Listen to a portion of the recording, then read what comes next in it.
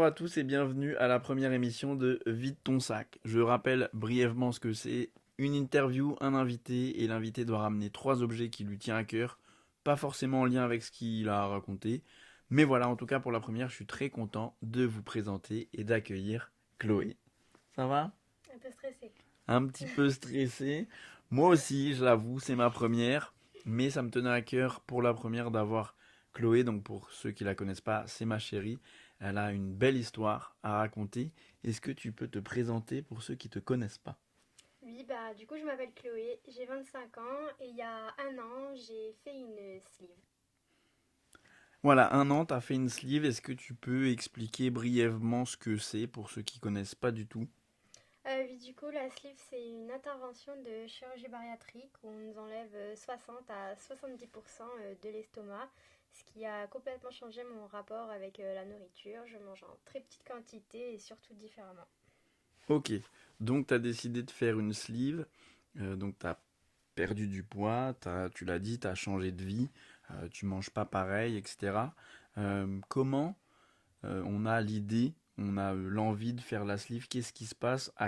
À quel moment tu as eu le déclic pour faire cette opération? Ben, moi j'ai toujours été ronde toute ma vie, depuis mon plus jeune âge.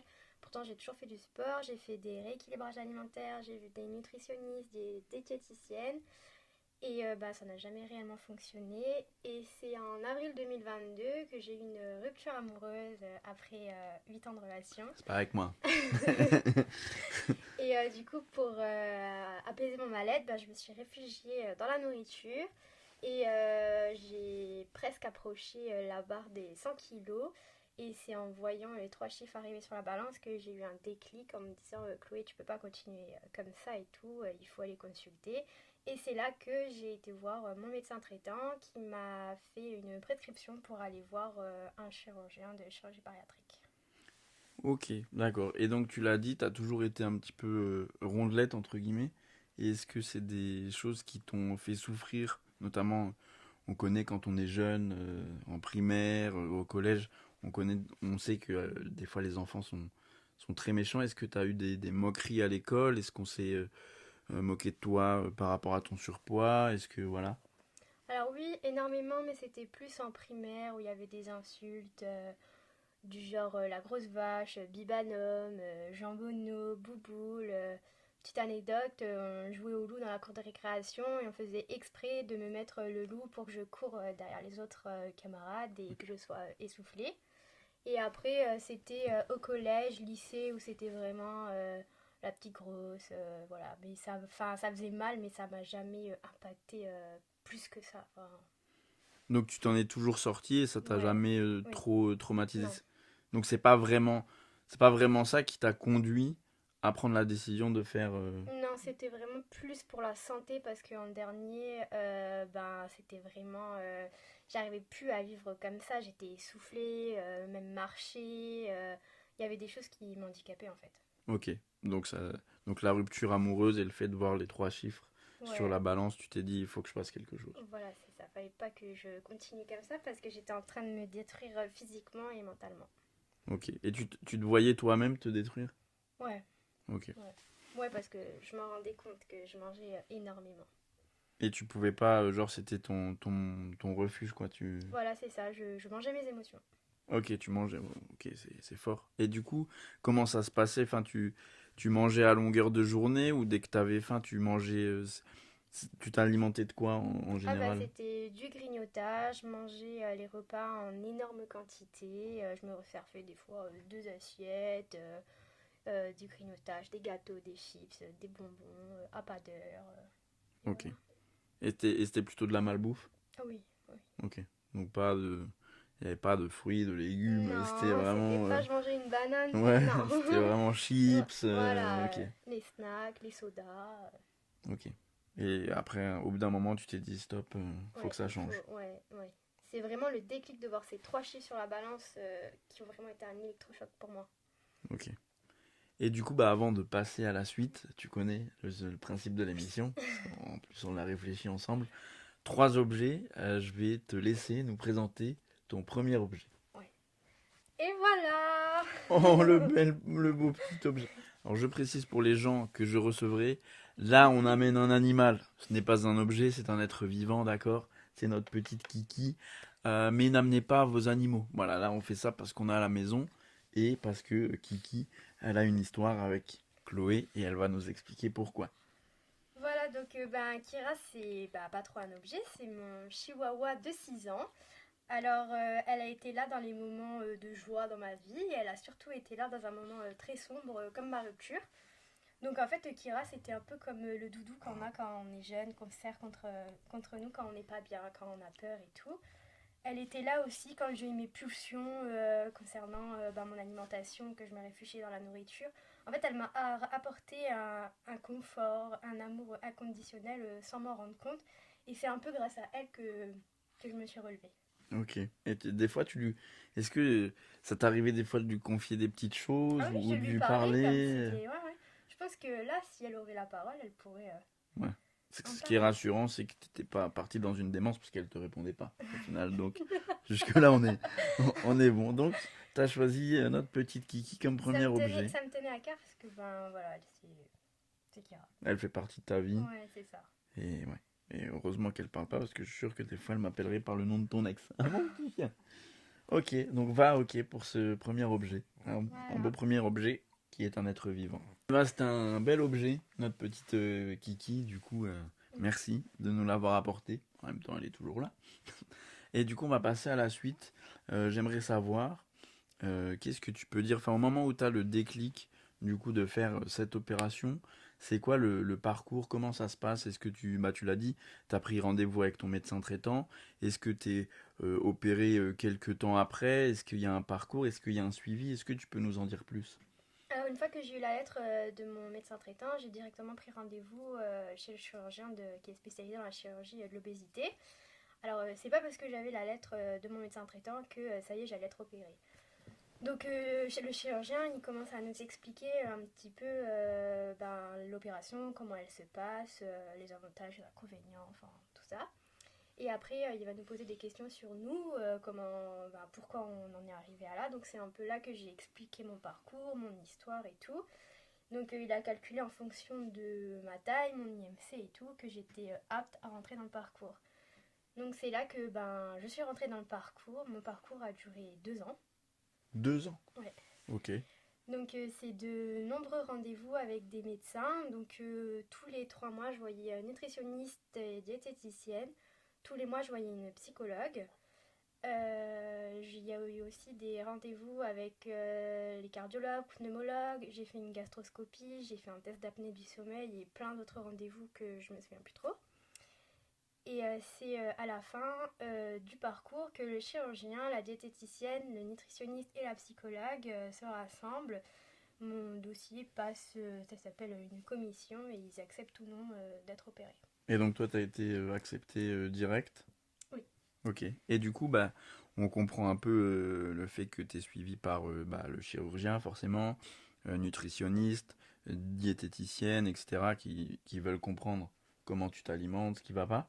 Et la psychologue, à quoi elle sert dans ce parcours? Alors la psychologue, elle est surtout là aussi pour voir au début si on n'a pas des maladies comme la boulimie, l'anorexie, tout ça, parce que si on est déjà malade comme ça, on ne peut pas faire cette chirurgie. Il faut d'abord se soigner avant de faire Ok. ça. Et elle est là aussi pour nous préparer à notre changement, parce que c'est vraiment une opération qui va changer notre vie, notamment la perte de poids, le changement de corps. Il y en a aussi qui se prostituent, qui tombent dans la drogue, dans l'alcool. Il y a des suicides, des gens qui n'acceptent pas en fait ce changement. Donc elle est vraiment là pour faire un peu de la prévention, nous préparer justement à cette opération et à voir surtout si dans notre tête on est clean entre guillemets Ok. pour cette opération. Donc j'imagine que c'est dans cette commission, c'est un des avis qui compte le plus. Ah bah ils attendent vraiment la validation de la psy pour valider cette opération. C'est pour ça que moi, mon parcours a duré 2 ans. Nutritionniste, diététicien et chirurgien étaient ok et on attendait vraiment côté psy que ça aille mentalement pour que je me fasse opérer. Ok. Et combien à peu près de séances avec la psy, par exemple? Alors mon parcours a duré 2 ans et je la voyais tous les mois donc Ah oui, donc ça fait quasiment 24. Ouais, c'est ça. 24 séances avec la psy, ok. C'est ça. Et donc elle a vraiment cherché en profondeur pour Exactement. valider vraiment On a cette... parlé de mon passé, on parlait vraiment pas trop. Enfin, au début, on parle vraiment de notre vie, que ce soit le passé. Donc, j'ai dû parler vraiment, notamment de ma rupture, des décès que j'ai eus, enfin, des difficultés que j'ai rencontrées dans ma vie. Et après, une fois qu'on a en gros travaillé sur ça, on commence vraiment là à parler de la chirurgie. Ok, d'accord. Et du coup, donc t'entres dans le parcours et y arrive la date d'opération. Quand est-ce que tu le sais? Est-ce que tu es stressé? Est-ce que tu es prévenu longtemps à l'avance? Comment ça se passe? Alors, moi, ça a été très vite. Donc, au bout des 2 ans de parcours, j'ai reçu un appel du chirurgien qui m'a dit que ça y est, mon dossier était passé en RCP, donc il ne me donne pas de réponse au téléphone. Il fallait que j'attende la date du rendez-vous. Donc c'était en fin octobre 2024 que j'ai rendez-vous, avec toi d'ailleurs. Oui, je me souviens. On va à ce rendez-vous et tout, j'étais super stressée et là il m'annonce que ok, je vais me faire opérer, donc j'étais super contente. Et il me demande maintenant quand tu vas être opérée. Du coup moi je lui dis le plus tôt possible. Et il me dit ok, on t'opère jeudi prochain. Donc là c'était, je sais pas si tu t'en souviens. Je me souviens, c'était la course parce qu'on Ouais. n'était pas préparé à une date aussi vite. Pas du tout, pas du tout. Je m'attendais pas à me faire opérer la semaine prochaine, donc j'étais à la fois super contente mais super stressée. Je pensais que ça allait être après les fêtes, tranquille, j'allais avoir le temps de stresser, de me préparer et tout, mais non. Donc c'est là que ça a été super vite, surtout côté travail. Je travaillais, fallait prévenir mon employeur. D'ailleurs, elle était super compréhensive sur ça parce qu'elle était au courant de mon parcours et tout, et elle m'a dit qu'il n'y avait pas de stress sur ça, que C'est vrai que ça a été une boule un peu au ventre en moins parce qu'elle a c'est été ça. super. Elle a dit que, enfin, ils allaient faire sans moi, qu'il n'y avait pas de souci. Parce que moi, j'avais un stress, je suis esthéticienne, les périodes de fête arrivaient et tout. Donc C'était voilà, pas évident. côté là, ça a été. Et du coup, c'est de là que c'est enchaîné les rendez-vous avec l'anesthésiste. Il fallait aussi réserver la chambre d'hôpital parce que c'est une hospitalisation de 3 jours. Et voilà. Et c'est vrai que je me souviens que c'était même la course parce que j'avais appelé l'anesthésiste qui nous avait limite engueulé au téléphone pour nous dire faut nous prévenir avant. Ah oui. Mais on a eu la date que Parce que aujourd'hui, normalement, donc un c'était... rendez-vous anesthésiste, ça met quelques semaines. Moi, là, Ouais, il me le fallait dans les jours qui suivent. ouais, Donc, c'est ça. ouais, un peu engueulé. C'est lui qui avait appelé Ouais, parce que moi, ouais, je me j'étais au souviens travail. ouais. Donc, ouais, c'était. Mais après, on y arrivait. Mais c'est vrai que c'était une semaine un peu... Mais au final, avec le recul, est-ce que tu penses que c'était peut-être pas mieux de le faire comme ça Ah, bah, au bout si. d'une semaine, ça t'a évité de stresser? Ah, bah, si, parce que me connaissant, je suis quelqu'un de super stressé et on aurait passé des fêtes de fin d'année Hmm. horribles. Il fallait mieux que ça se passe comme ça. Et du coup, donc, t'as le déclic de te faire opérer, t'as tout ce parcours-là. J'imagine que t'en parles à ton entourage. C'est quoi un peu la réaction au niveau de tes amis, ta famille, Alors, moi? il y avait des avis mitigés parce que c'est quand même une grosse opération. Donc, j'ai eu des personnes de mon entourage qui m'ont dit mais non Chloé, t'es bien comme ça, pourquoi tu fais ça? Tu sais, après tu pourras plus manger comme avant, ça va te changer et tout. Mais ça, je suis passée autre et sinon j'ai eu plus d'avis positifs qui étaient de mon côté, de mon entourage, que ce soit ma famille, mes amis et surtout de toi, qui a été mon plus gros soutien. Et non, franchement, j'ai bien été entourée et je trouve que c'est vraiment, vraiment très important pour cette opération. C'est vrai que quand on en a parlé, que quand moi aussi j'en ai parlé un petit peu autour de moi que t'allais faire cette opération, il y a beaucoup de gens qui m'ont dit ah mais est-ce que toi t'as pas peur de ci, de ça? Et ma première réponse était c'est son corps, moi je veux juste que tu te sentes bien. Et, euh, et c'est le cas. Ouais, Donc c'est ce qu'il fallait. Et du coup, alors avant de passer un peu à la suite, donc l'opération, après l'opération, on va découvrir ton deuxième objet. On a deux chiens, ce sera pas le deuxième chien, je préfère préciser. mon deuxième objet, c'est un jeans. Ok. Donc directement en lien avec Voilà, parce qu'en fait, c'est un jeans que je mettais du coup il y a 1 an avant mon opération. Il faut savoir que j'ai perdu 10 tailles. De... 10 tailles. Ouais, 10. Et en fait, ce jeans-là, il a un peu une importance parce que je sais pas si tu te souviens, mais j'avais que un jeans, mais en beaucoup d'exemplaires. Oui, c'est vrai qu'on est allé dans un magasin, on va pas Ouais. le citer, Et à chaque fois, tu y allais et tu le prenais Il en y cinq avait, six fois, ouais. voilà, il y avait que là où je trouvais ma taille. Et c'était Hmm. obligé d'aller là-bas. C'était vraiment le seul pantalon qui m'allait, où je me sentais bien. Et voilà, du coup, bah, je l'ai gardé. J'en ai gardé que un. Parce que bah, ça fait partie de mon histoire. Et au moins, je n'oublie pas d'où je viens et tout le parcours que j'ai parcouru. Ok, super. Pour ce deuxième objet, du coup, qui est en lien directement avec ton histoire. Voilà. Donc, du coup, on va pouvoir poursuivre. Donc, on est le combien? Le 7, c'est le 7 novembre que tu t'es fait opérer. Oui. On est le 7 novembre. Tes parents t'accompagnent euh, à l'hôpital. Tu vas te faire opérer. Comment tu te sens un petit peu juste avant? Comment t'as, est-ce que déjà la veille, est-ce que t'as profité et tu t'es fait un repas incroyable? Ou est-ce que t'es resté dans un truc un peu soft pour commencer à t'habituer à manger moins? Alors déjà, la semaine, donc je me suis fait opérer le jeudi 7 novembre 2024 et à partir du lundi, je me suis foutue en l'air. Mais Ouais. genre vraiment, j'ai mangé tout et n'importe quoi. Ouais, je me souviens, c'était incroyable. Je C'était, pense que même mais moi j'ai pris vraiment. 10 kilos. Je me suis dit, c'est la dernière fois que je peux manger comme ça. On avait fait une raclette chez ma meilleure amie, une raclette. Elle avait pas carrément pris le filet de bœuf, une raclette avec le filet de bœuf. C'est C'était vrai que c'était vraiment incroyable. On incroyable. mélangeait tout et n'importe quoi. C'était tous les soirs snack et tout. Et le soir, la veille de mon opération, on a fait un restaurant avec mes parents, toi et mon frère. Et ça m'a particulièrement touchée parce qu'on était vraiment dans un restaurant qui me tenait à cœur parce qu'il y avait vraiment mon repas préféré. C'était des cuisses de grenouille. On saurait toute ma vie en sauce avec des frites.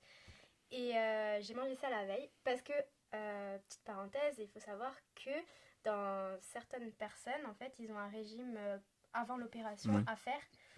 Mais moi, j'avais pas besoin de faire ce régime-là et tout. Donc c'est pour ça qu'on a pu aller au restaurant la veille et que j'ai pu manger des cuisses de grenouille. Voilà. Et avec les frites, et je me souviens, Voilà, c'était c'est ça. une très bonne soirée. Ok. Et du coup, donc comme on l'a dit, tes parents t'accompagnent à l'hôpital. Je pouvais pas parce que je travaillais. Ouais. Du coup, ils t'accompagnent. Comment tu te sens juste avant de Alors, te faire opérer? franchement, je suis arrivée à l'hôpital, j'étais pas du tout, mais pas du tout stressée. J'étais vraiment, mais contente. Et ça faisait même bizarre parce qu'en général, les personnes, quand ils vont à une opération, ben, ils sont malades ou Hmm. ils sont pas bien. Mais moi, j'avais le sourire. Je m'en souviens, le brancardier, il était venu me chercher sur le lit. Je descends là où il y a toutes les salles d'opération. J'étais dans le couloir, mais les infirmières, elles passaient. Mais bonjour, j'avais le grand sourire. Enfin, j'avais hâte. Et je suis arrivée du coup dans la salle d'opération. Je m'en souviens vraiment comme si c'était hier. On m'a dit de me lever, j'ai dû enlever mon pantalon et tout. Je me suis installée sur le lit et tout. Et les infirmières, elles étaient formidables, elles m'ont rassurée. Et c'est juste quand j'ai commencé à avoir l'anesthésie que j'ai senti que je commençais vraiment à avoir des palpitants. J'entendais mon cœur battre et tout. Et je me suis fait opérer. L'opération a duré 45 minutes, 1 heure. Ah oui, Ça donc c'est s'est pas. Ouais, ouais, ok. ça s'est très bien passé. Mon réveil, ça a été aussi. Par contre, grosse douleur. Ok. Ça s'est mal passé niveau douleur. J'ai dû faire un scanner d'urgence parce que c'était pas normal. Mais ils ont rien trouvé, pas de fistule, rien du tout. C'est juste que la sleeve était bien serrée. Alors je sais pas si je suis une chochotte ou si c'est normal. Tu parles de fistule. Est-ce que tu peux expliquer ce que c'est En gros, une fistule, c'est un peu quand il y a des agrafes qui sautent à l'intérieur de notre estomac et que ça laisse passer tout en fait. Ok, c'est quand c'est mal serré ou mal. Voilà, c'est ça. Ok, C'est comme si ça explosait en fait. ok. Et ça peut avoir des gros risques par la suite. Mais Et, j'ai fait ce scanner et et tout était tout ok. allait bien. C'était C'était juste bien que serré, quoi. c'était bien serré. Ouais, ok, vous voulez pas que ça pète, le Voilà, chirurgien. exactement. Et, euh, et c'est vrai, on parle souvent de sleeve ou de bypass. Comment ça se passe? Les deux sont encore envisageables. Enfin, on pratique encore la sleeve ou le bypass. Est-ce que tu peux expliquer un peu la différence entre les deux? Alors en fait, le bypass, on va changer le chemin de digestion. Ok. Et la sleeve, on coupe la moitié de l'estomac. Sauf que la sleeve, on peut la transformer en bypass si jamais ça n'a pas fonctionné. Ah, donc tu peux faire une sleeve et si jamais Par tu la reprends du suite, poids ou quoi, tu peux faire un bypass. voilà, c'est ça. D'accord. Mais par contre, l'inverse, c'est pas possible. Donc si on fait le bypass, c'est bypass. bypass. On peut pas, même si ça marche pas, ça sera, on peut pas refaire une sleeve Voilà, derrière. c'est ça. Ok. Après, il y a plein d'autres aussi chirurgies, comme l'anneau, mais ça se fait de moins en moins. Mhm. Il y a aussi le ballon, mais moi, pour mon cas, c'était la sleeve qui a été le plus conseillée. C'était la sleeve. Voilà. Ok. Et du coup, donc ton réveil, énormément de douleur, le scanner, mais tout va bien. Tout va bien. Ils m'ont laissé sortir au bout de 3 jours parce que j'ai réussi à m'alimenter, parce que c'était hors de question qu'ils me sortent de l'hôpital tant que je n'ai pas réussi à boire ou à manger. Et t'as eu du mal au début à boire et manger. Ah oui. Et quand je dis que j'ai mangé pour sortir de l'hôpital, j'ai avalé 1 cuillère et demie de De- soupe de l'hôpital, donc de l'eau avec du bouillon. Et comment ça se passe justement l'alimentation? Parce que j'imagine il y a un rythme à avoir. Tu peux pas tout de suite remanger, je pense, des plats normaux. Comment ça se passe l'alimentation après les semaines, les jours après l'opération? Alors en fonction des chirurgiens, c'est différent. Pour moi, c'était normalement 3 semaines liquides, 3 semaines hachées et 3 semaines mixées en petits morceaux, quoi. Ok. Sauf que moi, je suis restée 3 mois en période liquide, où c'était vraiment que du liquide qui passait. De temps en temps, j'ai essayé style purée, steak haché vraiment mouliné et tout, mais ça passait vraiment pas. Je me souviens que oui, les repas, on a essayé plein de choses au début. C'était forcément des soupes Ouais. et du très liquide. Et quand tu as dû repasser petit à petit au solide, c'est vrai que c'était compliqué. Et Très compliqué. On a dû aussi changer notre mode de repas. de repas. Au départ, on mangeait en face de l'autre. Sauf que moi, en fait, involontairement, je mangeais à son rythme et ça allait pas. J'avais directement mal au ventre. Surtout que ben, moi, je peux plus boire en mangeant parce que en gros, ça prend de la place dans l'estomac. Et maintenant, on mange un à côté de l'autre et ça va mieux parce que ben, je le suis pas pour manger. Je mange à mon rythme parce que normalement, il faut que je mange en 45 minutes. Bon, j'arrive pas à manger en 45 minutes, mais je suis déjà à 20 minutes, ça va. C'est vrai que comparé au début où tu avais vraiment du mal, ou même j'avais l'impression que les repas, c'était même une source de stress. Ah bah, il y a beaucoup de repas où j'ai failli finir en pleurs. Genre, j'avais envie de jeter l'assiette par terre parce que j'avais... Au départ, c'était vraiment compliqué parce que j'avais beaucoup de frustration. J'avais envie de manger, j'avais faim, mais j'arrivais pas. Il y avait qu'une cuillère à soupe qui passait. Des fois, quand je faisais des bons repas, parce qu'en plus, c'est moi qui cuisine à la maison, et Oh. je lui cuisinais à manger. Et enfin, franchement, des fois, un bon repas, des bonnes lasagnes et tout, j'avais vraiment cette frustration parce que j'arrivais pas à manger et ça m'énervait. Mais c'est vrai qu'au début, c'était. Mais par contre, c'est vrai qu'au début, tu arrivais plus à prendre tes petites collations. Ouais, Donc c'est ça. des collations à 10 heures, les petits goûters. Que le repas, c'était vraiment plus compliqué. Ouais, j'ai vraiment eu, on a parlé avec la diététicienne et tout, que en fait c'est en plus petite quantité. Je sais pas si c'était dans ma tête le fait de savoir que il fallait manger. Du coup, j'avais peut-être un blocage sur ça, alors que les collations, bah, c'était quoi? Un petit Actimel, un petit carré frais, et ça passait plutôt bien. Hmm. Mais le repas, Et aussi, on a remarqué après que c'était vraiment une question de temps. Parce que je me souviens qu'on avait été invité à un anniversaire. Et donc oui, forcément, on a mangé sur plusieurs heures. ouais, Et que là, au final, tu as mangé, j'ai bah, réussi. entre guillemets, beaucoup. Bah, Hmm. j'ai bien réussi à manger parce qu'en fait, mes repas étaient espacés entre l'entrée et le plat. Il s'est passé quoi? 30 40 minutes. Et du coup, j'avais bien le temps de digérer. Et en fait, je pense que c'était ça mon problème au début. Je mangeais vraiment trop rapidement. Et du coup, ben, c'était à peine dans l'estomac que ben, je remettais une cuillère dans la bouche. Et en fait, ben, à force de manger, ben, l'estomac, ben, il déborde quoi et il dit stop. Et donc tu fais cette opération, tu as des difficultés à manger au début, c'est compliqué de passer au haché, au mixé, au dur. Et est-ce que maintenant t'as encore des soucis ou ça va mieux? Alors, bah, il y a des jours avec et il y a des jours sans, mais maintenant ça va vraiment mieux. Je mange de tout, alors toujours en petite quantité, dans une petite assiette à dessert. Je ne bois pas du tout en mangeant, mais je mange vraiment de tout et ça va mieux. Après, mes goûts ont changé, il y a beaucoup de choses que je n'aime moins, surtout les pâtes. Avant, j'étais une fan de pâtes, mais maintenant, les pâtes, Quelle tristesse. ça a vraiment du mal. Hmm. C'est dommage, parce que je suis un grand C'est... fan de pâtes. Après, il y a plein d'autres aliments qui ne passent plus, mais les pâtes, c'est vraiment quelque Ouais. chose, je ne cours vraiment pas derrière. Et avec la sleeve, est-ce qu'on a des restrictions alimentaires? Alors, oui, moi qui étais une grande fan de coca, j'ai dû mettre une grosse croix dessus parce qu'on n'a pas le droit, enfin, c'est très déconseillé de boire du gazeux. Pas le droit de manger de chewing-gum. L'alcool aussi, très déconseillé. Et voilà les plus gros points. Ok. Donc tout ce qui est alcool, gazeux, Chewing-gum. chewing-gum, ça c'est interdit. Voilà, c'est interdit, il n'y a pas d'interdiction, mais c'est vraiment très déconseillé. Et par rapport à quoi? Parce que ça fait gonfler l'estomac, parce que ça... Voilà, c'est ça, exactement. Ok, Parce qu'il faut savoir que ben, l'estomac, c'est un muscle. Et du coup, si on l'entretient mal, et ben en fait, il peut reprendre sa forme initiale. ok, Donc là, en fait, ben, si je commence à manger de la merde, ben, mon estomac peut reprendre sa forme d'avant. ok. Et donc du coup, tu pourras après remanger comme avant. Et c'est là qu'on reprend Les mauvaises les mauvais... habitudes Ok. et qu'on reprend du poids. Du coup là, on est 1 an et quelques mois après l'opération. Comment tu te sens? Ben, je me sens vraiment mieux, je suis bien dans mon corps et je suis bien dans ma tête. J'ai appris à m'affirmer, j'ai pris confiance en moi. Ok, Et je suis fière. et et tu peux être fier. C'est vrai qu'il y a une énorme différence. C'est vrai que pour moi, c'était pas forcément le poids euh, qui te gênait pour avoir confiance en toi. On en avait déjà parlé. Et c'est vrai qu'au final, 1 an après, t'es différente. Comme t'as dit, t'oses faire plus de choses, t'entreprends, tu t'affirmes. Et c'est vrai que ça a totalement changé un petit peu ta personnalité en mieux. C'était déjà extraordinaire. Maintenant, ça l'est encore plus.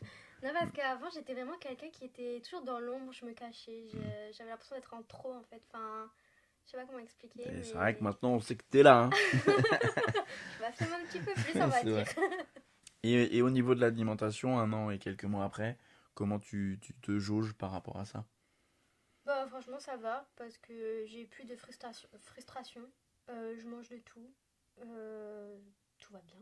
Toujours Tout un va petit. bien, mais une petite addiction qui est apparue. J'ai une très grosse addiction au sucre. Avant, j'étais quelqu'un de salé et maintenant, je suis très très sucrée. Je ne bois pas d'eau nature. Il faut toujours qu'il y ait du sirop, Du sirop et des petits gâteaux. de petits gâteaux. Voilà. Mais ça, c'est en travail encore avec les diététiciennes, psychologues et chirurgiens. J'y travaille. Oui, et c'est bien, parce Ouais. qu'ils ont dit qu'il faut faire attention, parce que on avait fait en plus un rendez-vous Oui, ensemble c'est ça. où ils nous avaient expliqué que en fait, au bout de 2 ans d'opération, c'est là où bah, le corps stocke, et il peut du coup bah, tout libérer. Et c'est là qu'il faut faire vraiment attention euh, et pas reprendre trop de poids, etc. C'est pour ça que c'est un travail avec Ah les oui, médecins. oui, c'est vrai. Du coup, tu as fait cette opération quand tu as vu les 3 chiffres sur la balance. Est-ce que c'est indiscret de te demander, au bout d'1 an et demi, combien tu as perdu? Ouais, là, j'ai actuellement perdu 40 kilos En 1 an et demi. en un an En an et quelques mois. et Ouais, quelques mois. 1 an et 3 mois, plus ouais, précisément. c'est ça. Je suis pas encore tout à fait stable. Il y a des moments où je perds encore. Bon, c'est plus autant qu'avant parce que les 2 premiers mois, j'ai perdu 25 kilos. Parce que ben, justement, je ne mangeais pas beaucoup, je ne bougeais pas, j'étais en arrêt et tout ça. Mais après, je perdais par 5, par 2. Et là, il y a des mois où je perds, il y a des mois où je perds pas, mais je suis pas encore tout à fait stable. Et t'as dit justement que t'étais pas encore stable, donc des fois tu perds pas, des fois tu reprends un peu. C'est pas difficile à gérer du coup. Bah, au début, si, beaucoup, parce que je pense que tous les jours, je montais sur la balance.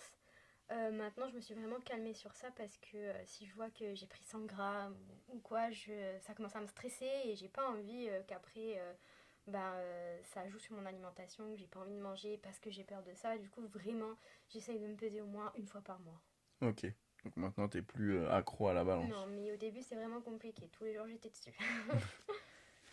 Alors du coup, avant de passer à la suite et bientôt à la fin de cette interview, tu vas pouvoir être libéré et aller faire à manger. Non, c'est une vanne, waouh, à la vanne.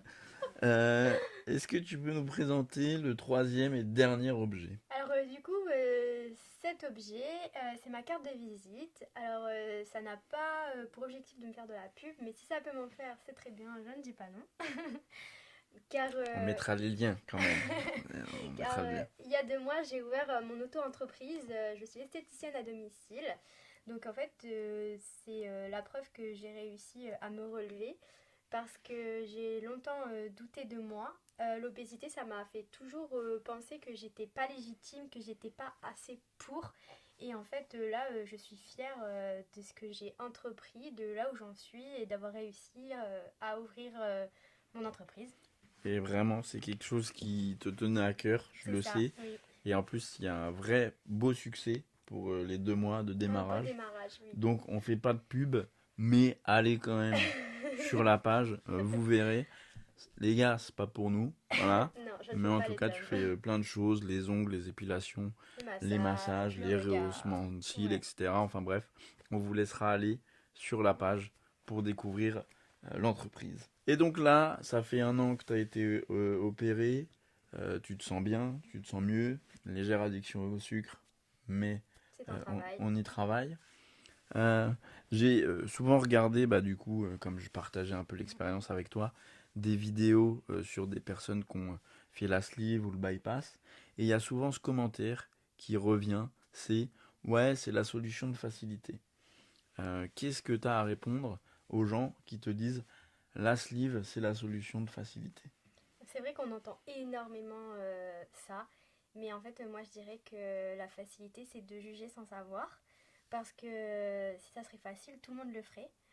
Je pense que ces gens-là ne savent pas, enfin, ils pensent juste qu'on passe sur une table d'opération et on perd du poids. Alors que non, il y a vraiment, c'est un combat à vie, il y a quand même un énorme parcours, c'est de la discipline, c'est une charge mentale, il y a un suivi à vie, il y a des vitamines à vie, enfin, comme je dis, c'est vraiment un combat. Mais moi, je passe vraiment au-dessus de ça parce que je me dis que ben, c'est ma santé, c'est mon corps et c'est mon choix. Honnêtement, pour avoir vécu tout ça avec toi, c'est pas du tout facile, loin de là. Ah non, oui, complètement. Et en fait, ben, c'est souvent le dernier recours à l'obésité, parce qu'il faut savoir que l'obésité est reconnue comme une maladie chronique. Et si on en arrive à là, c'est que en fait, on a déjà tout essayé pour s'en sortir, mais que ça n'a jamais fonctionné. Parce qu'un chirurgien ne nous opérera pas pour le kiff, parce qu'on a envie d'être maigre. Non, Ouais. c'est non. Et, et du coup, au niveau de tes proches, là, ça fait un peu plus d'1 an, on l'a dit, que tu as été opéré. Il y a des proches qui te voient pas forcément tous les jours. C'est quoi leur réaction quand ils te voient après quelques mois, quelques temps où ils t'ont pas vu? Bah justement, en fait, ça choque tout le monde, le changement physique. Et c'est surtout quand on regarde des photos avant que les personnes me disent, mais en fait, on ne voyait pas comme ça, on t'a toujours vu comme je suis actuellement. Et en fait, personne ne s'était rendu compte que j'étais vraiment en obésité, quoi. C'est vrai. Et est-ce que tu nous autorises à mettre une petite photo, là, avant, après? Oui, j'autorise Ah, à ça mettre. va, je préfère demander. Oui. Mais c'est vrai que le changement est fou parce que même quand nous, tu nous montres des photos, on a l'impression qu'on t'a jamais connu comme ça. Et c'est vrai que le changement est assez ouf. Et toi, du coup, maintenant, comment tu te vois? Est-ce que tu vois le changement ou il n'y a que à travers les photos que tu vois vraiment le changement? Alors moi c'est très compliqué parce que quand je me regarde dans le miroir, je vois que j'ai perdu du poids, mais j'ai l'impression d'avoir perdu 5 ou 10 kilos, mais pas 40 kilos. Je m'en rends compte quand je vois mes anciens vêtements, que je me dis ah ouais quand même, et surtout les photos avant-après, je me rends vraiment compte. Et c'est conseillé justement de faire des photos avant-après Ah pour... oui, ah oui, ça on y travaille beaucoup avec la psy, même si c'est compliqué de faire des photos de soi avant parce que ben limite se regarder dans un miroir, c'était pas possible, mais j'en ai fait et franchement je regrette pas parce que je vois vraiment la différence. Et donc t'es fier. Oui, très. Et donc tu peux être fier. Oui. Et on finira du coup cette interview. J'ai eu la chance de t'avoir, de t'interviewer. Même si j'étais stressé parce que c'est ma première. C'est pas parfait. T'étais stressé parce que t'as pas l'habitude Non. aussi. Mais ça me tenait vraiment à cœur de partager ça. Parce que c'est vrai qu'on fait souvent des vidéos ensemble. Et il y a souvent des petits commentaires positifs. Toujours où ils disent que t'as glow up, que t'as changé. Il y en a même qui me demandent si j'ai pas changé de copine. C'est toujours toi, c'est toujours la même. Et, euh, et j'aimerais savoir quel conseil tu donnerais à quelqu'un qui hésite encore à se lancer dans le parcours. euh, Qu'est-ce que tu lui dirais? Qu'est-ce que tu lui dirais de foncer, etc. Enfin, c'est quoi le conseil que tu apporterais à quelqu'un qui hésite à rentrer dans ce parcours? Déjà, premièrement, il faut savoir que la sleeve, c'est pas une solution miracle, que les résultats, ça va vraiment dépendre de notre implication, que ce soit dans notre comportement et dans notre alimentation. Il faut surtout ne pas négliger le suivi médical, que ce soit avec nutritionniste, diététicien et psychologue, c'est vraiment très important. Et il faut surtout ne pas négliger les vitamines, que moi-même j'ai négligé, mais j'en ai payé les conséquences. Et il faut surtout se faire opérer pour soi et pas pour les autres. Et voilà. Donc c'est un choix personnel. Voilà, c'est Donc si ça. on a envie de le faire, C'est pour soi c'est et pas parce qu'il y a eu beaucoup d'histoires où le compagnon disait que ben elle faisait comprendre qu'elle n'était pas assez et du coup la personne a voulu se faire opérer pour le regard des autres, tout ça. Mais il faut vraiment le faire pour soi, sinon c'est dû à l'échec. c'est pour ça que je t'ai toujours poussé à le faire parce que certes c'est aussi un changement pour nous parce que t'es plus vraiment la même personne physiquement, mais mentalement t'es toujours la même et donc ça peut créer des discordes. Mais pour moi ça a toujours été c'est ton corps, moi je t'aime pour ce que t'es, je veux que tu te sentes bien et le principal c'est que tu te sentes bien. Bon, en tout cas merci d'avoir fait cette interview, cette première avec moi. Je suis tout content. Voilà, je te le dis, je Avec suis plaisir. content. C'était trop bien. C'est une première, voilà, première de Vide ton sac. J'espère que ça vous a plu. N'hésitez pas à partager les petites vidéos, à en parler autour de vous. Si vous avez vous-même une petite histoire que vous voulez nous partager, n'hésitez pas à m'écrire en privé. Abonnez-vous aux différents réseaux, Instagram, TikTok, Facebook et YouTube. C'est Dougle Frisé. La vidéo, elle sera en entière que sur YouTube. Sur les autres plateformes, je mettrai des petits extraits. Euh, En tout cas, j'espère que ça vous a plu. J'espère que vous serez nombreux et nombreuses à regarder la vidéo. Avant de finir, il y a une petite tradition que vous ne connaissez pas puisque c'est la première. On a un petit papier avec un petit marqueur. Vous voyez derrière, il y a un petit cadre avec des petites pinces à linge. Je vais juste te demander d'écrire un mot et de signer un mot qui t'inspire, un mot qui peut inspirer, peu importe, sur ce que tu as pensé de l'émission. Enfin bref, juste un petit mot et je te laisserai l'accrocher pour conclure cette vidéo. Juste un mot. Juste un mot avec une petite signature, qu'on sache quand même que c'est toi. Ok. Merci, j'espère que vous serez nombreux à suivre tout ça. Et on se donne rendez-vous très bientôt pour un prochain invité qui sera un garçon. Voilà, j'en dis pas plus. Pas d'indice. Moi je J'ai sais. hâte. Mais bah oui, toi tu sais. Mais en tout cas, j'ai hâte de vous le faire découvrir, de vous faire découvrir son monde et son parcours qui sera très inspirant, je pense, et j'en doute pas, pour beaucoup. Le petit mot qui est confiance en soi. Voilà, le 2 février 2026 avec Chloé. Je te laisse prendre la première place. En tout cas, voilà, c'était la première. Merci, mon petit chat, Merci à euh, toi. d'être venu jusqu'au bureau. Je te laisse retourner à tes occupations. Et nous, on se dit à très bientôt. N'hésitez pas, il y aura d'autres vidéos aussi sur les plateformes. Mais en tout cas, c'était la première de Vide ton sac et j'espère qu'il y en aura plein d'autres. À bientôt!